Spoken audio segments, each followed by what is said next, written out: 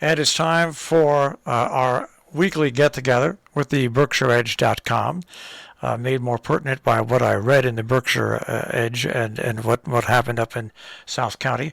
But it's always nice to be joined by David and Marcy. Good morning, guys, and welcome to Robin Hood Radio. Good morning. Good morning, Robin Hood. And I don't normally do this. I take a look at a list of topics that we'd like to talk about because there's so much that you can talk about. We like to hit on a few of the important things, and then you find everything else that goes on 24 hours a day at the BerkshireEdge.com. But I want to move to the first one. And once again, I guess I shouldn't be shocked, but I am whenever I read these things here locally. The meeting of the West Stockbridge Board of Selectmen, and at that meeting, a Zoom event, once again, somebody chimed in with just an unimaginable chime in that somebody would only do through the safety and secrecy of their identity on the internet. What are your thoughts about this, Marcy and David? I mean, it's just despicable. Well, we're talking about this. It's not a feud exactly, but it's a dispute. A dispute about the foundry, which is a performance venue in West Stockbridge, and a restaurant that's nearby, and the restaurant is Truck Orient Express, owned by the Vietnamese family, the Nguyens, and it's a great restaurant, by the way. But at any rate, they've been complaining about the noise from the foundry, which is next door, and from the performances, the outdoor performances that they have there, which are quite loud and lots of traffic, and it's kind of kind of disturbing and interrupting their business. And there was also a question of a right of way. And a right of way in order for cars to get to the foundry. So this is the dispute that's been going on in West Stockbridge. It's been going on all summer. All summer, right? And it's been very ugly. I mean,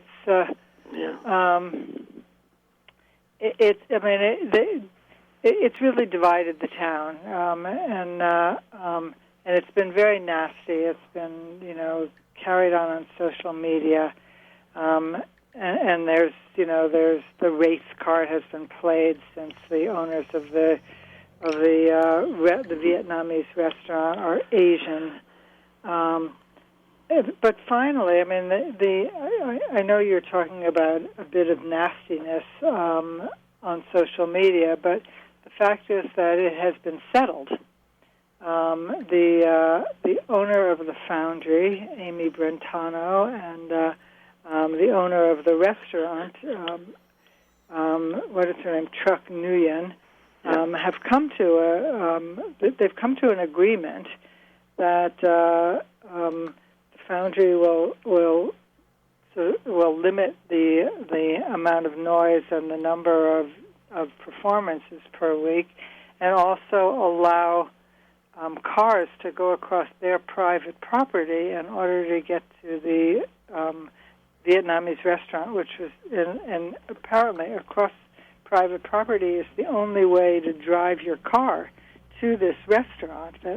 There is no other public access except across the private property of the foundry. So it's actually, I mean, the story has a nice ending, although it's been really nasty, and it's unfortunate. I mean, and even people like the actress from The West Wing, Allison Janney, who is a friend of the owner of the foundry, got involved with this. Here's what's wrong with social media, and what's so wrong about it is that even though it took a while, but through Yeah. all the, it was settled between the two owners. It was Yes, it settled was. and here's where social media takes on a new life. People just take it upon themselves uh, to keep things going in this country, and it's developed over the past 4.5 to 5 years, where might is right, and people, even if it's not their business, but if they have anything at all, they carry this on, and it's got to be frightening and horrible to both owners, and it just sets such a bad precedent. Oh, it does. No, I mean, it's, there's a level of nastiness that I really haven't seen. I think we are all sort of shocked about the level of nastiness in public discourse now. And it sort of rose to its level, over the last 4 or 5 years. And this is another perfect example. I mean, I consider this to be we published lots of letters to the editor, which, we consider to be an appropriate use of media. I mean, people sent us letters, pro and con, or supporting this one or supporting that one, and we published them all and with their names. But what goes on in social media anonymously is really very ugly. It is, once they say the cows or horses are out of the barn, and you put them back in. You just don't get them back in easily. All right, No, and we were all talking yesterday here at the Edge about the fact that, it's not going to go back to normal. There's been this split in the town.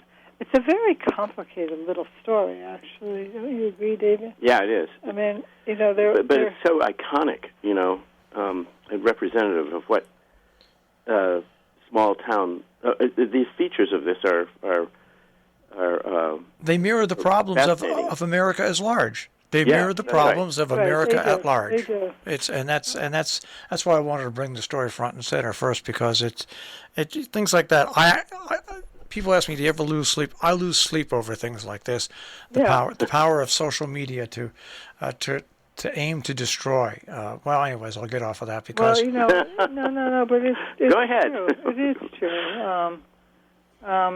You want people to participate, but everything has become so black and white. Either somebody's a villain or they're an angel. But there's no understanding.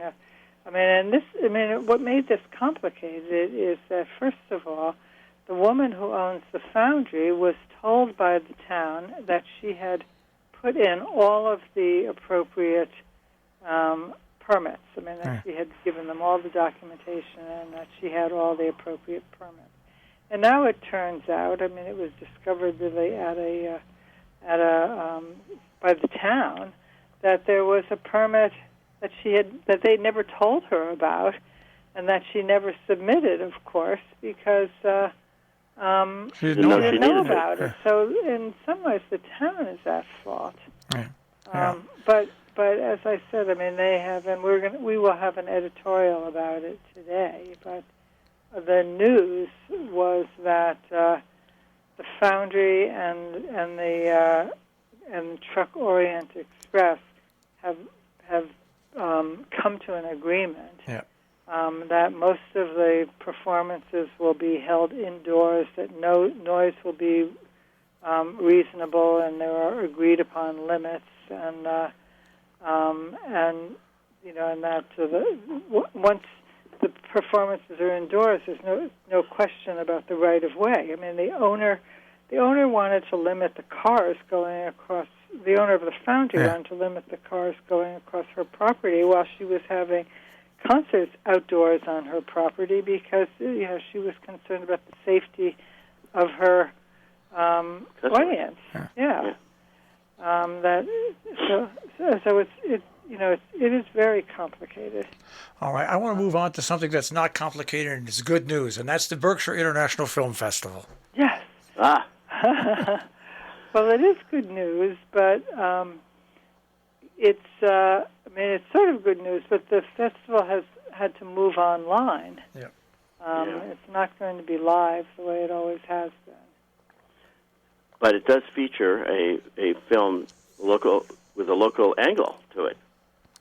Which is important, and it keeps the image of the festival alive as well, maybe even being online.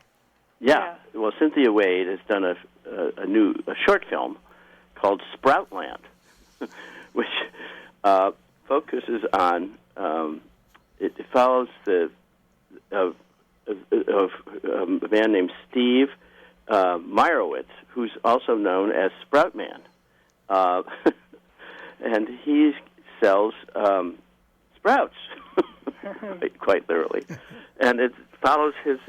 Well, he died. And he died, tragically. Unfortunately.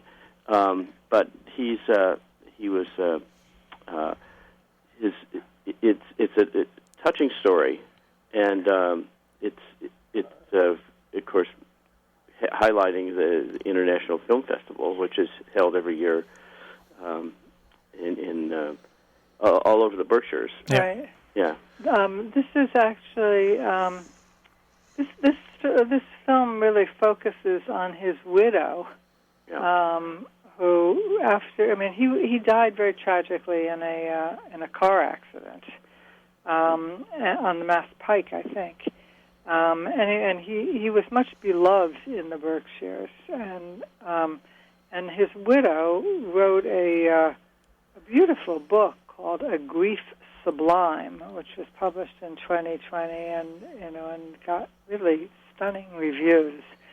And this film is about the loss of her husband, but it stars the widow.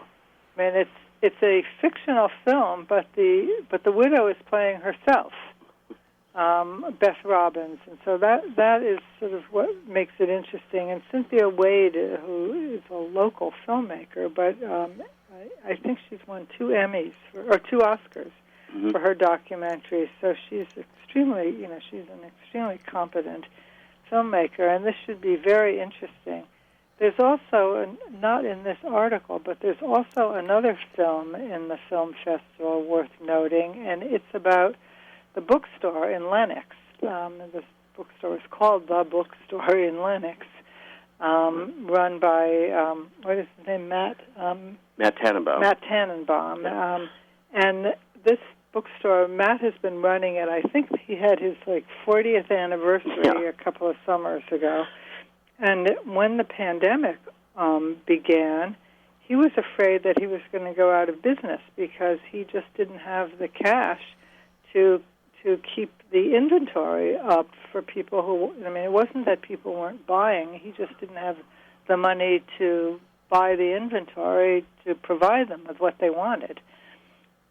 And so he did a GoFundMe campaign hoping to get $60,000, and he got $111,000. So it was not, and we did a business story about the bookstores during the pandemic a couple of weeks, about a week ago, and what Matt was saying was that it was amazing the love that came from the community. So that also, there's a film called Hello Bookstore, which is being shown at the Biff on Sunday at 1 p.m. So that's another local angle to the film festival. But otherwise, the film festival is all online. You can look at it at their website, Berkshire International Film Festival, or BIFMA,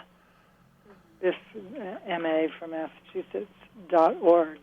All right. I want to go on because in North Canaan, every year since Patriot Day has been around for 24 hours at the Congregational Church, they hold a 9/11 open house where you can just, in between 12 midnight on the 11th and 11:59, heading into the 12th, the North Congregational Church is open for moments of compassion, quiet, thought, and also the fire department gets involved.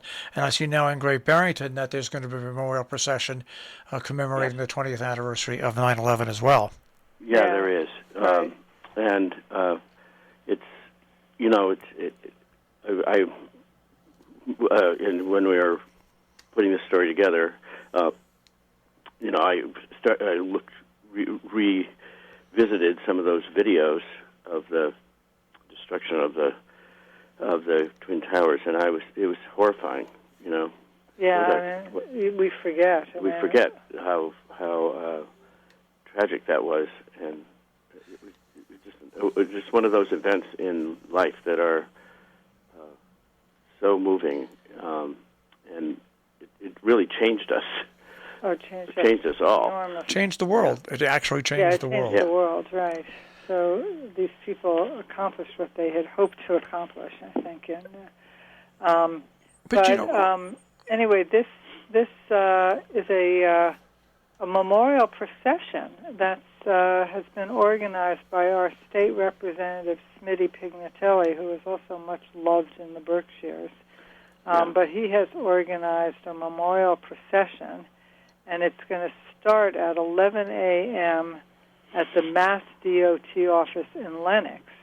And then it's going to proceed through downtown Lenox, Lee, Stockbridge, and Great Barrington, and end in Sheffield. So it's a long walk. I assume. Well, it's a procession. It's not a walk. It's a procession of vehicles. Oh, it is. Yeah, it would include. It's not going to be speeding, but it's a kind of long, extended parade. Oh, and residents are encouraged to come out to stand along the routes, and we have actually published the route and the approximate timing. So it will leave Lenox at 11 in the morning. It'll get to Lee at 11:10, and then down in Sheffield, it'll end at quarter to 12. Right. At the Sheffield Green. Sheffield. Right. So I think what's so important about to commemorate and recognize this each year, 10 years, 20 years, whatever, is the fact that a lot of good and bad has come out of this. The bad, of course, is the loss of personal freedom that we have here in this country. I mean, we've lost a lot of our personal freedoms and expectations that we have of privacy, and that goes across the world. It also resulted in, unfortunately, a 20-year war that didn't need to be 20 years. But it also resulted in the fact that airlines are safer now. It woke us up to the fact that people just didn't hijack planes anymore. They used them as missiles and weapons. So there's been. You look back at 9/11 and you look at those scenes and you look at the way the world is now, and you just wonder what happened if this was all handled differently. You just do. Yeah. Well, we have something that we're going to publish on September 11th that's really worth reading. We got a memoir, really, written by a local man who is a retired Episcopal priest who was at. Who with a number of clergy had been asked to come down to to Ground Zero to be there for the workers, and he talks about sort of what his impression was of the people who were working at Ground Zero after the attacks. It's so moving. I was in tears to read it. So we're putting that up on. Really, it's sort of the generosity of people at the same time and the horror of it, but how the rescue workers, really risk their own lives to go down into that pile and try to, find bodies or clean it up. It was a terrible experience for them all. And and the feelings about God at the site, it was quite awful. So this is really a beautiful piece that we will be publishing on Saturday. Yeah. All right. Let's go on to your next story, the In-Person Health Scholars Program, which goes on at Berkshire Community College. Oh, yeah. That is an interesting program that BCC has just started, and it's a free program that focuses on community needs, as our headline says, and it's Berkshire Area Health Education Center is resuming in-person. Its in-person education program, and it's in response to a concern about the number of healthcare workers, and especially in rural areas. Especially in rural areas, and this it's a year-long program to improve students' skills, such as nurses and physical therapists and community health workers. So it's a good story. The students will have about 40 hours of lectures and another 40 hours of hands-on service. This is not necessarily professional training.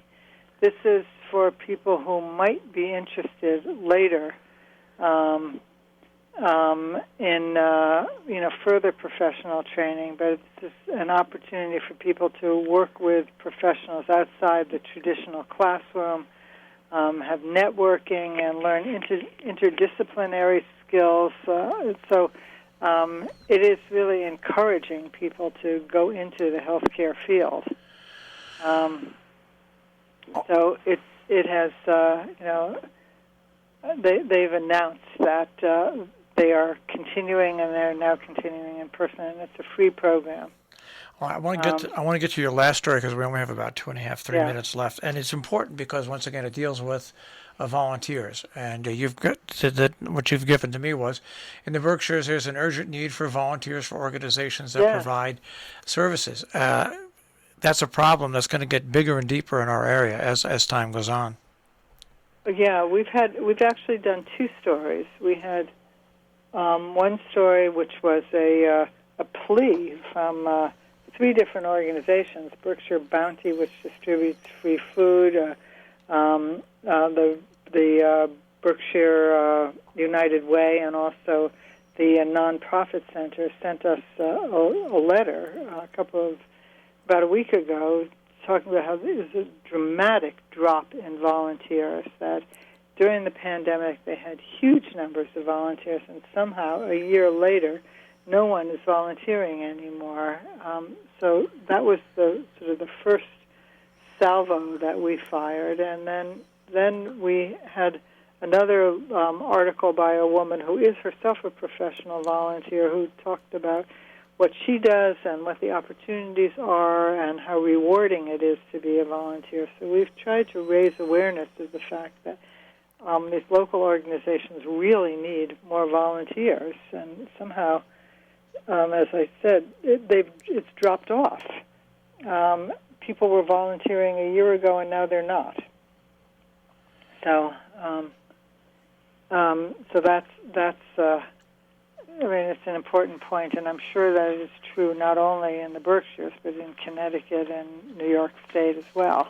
It's through the whole area, and sooner or later it's going to really impact fire departments that are volunteer, ambulance squads that are volunteer, because people don't realize what it would cost to actually operate these facilities without our volunteers. Right. Yeah. We had one other story. David had one other story on the list, which we probably don't have time for. But no, we got a minute here, so we can. About the blue laws. Oh. I mean, we have a story. We have a Great Barrington Select Board member named Ed Abrams and his associate Pedro Pachano, who's an local architect, and they do a radio program on our little low-power community radio station called It's Not That Simple. And they also send us an article, which is the topic of every radio broadcast. And this time they've done a very interesting article about the history of the blue laws in Massachusetts, the famous blue laws in Massachusetts, where they came from, and what the history of blue laws is. And it's tied to a current story, which is that I think we talked about it last week, that Theory Wellness had been fined a lot of money for not paying its workers for overtime and Sunday Sunday open. The works that they did on Sunday, because Theory Wellness is open on Sunday.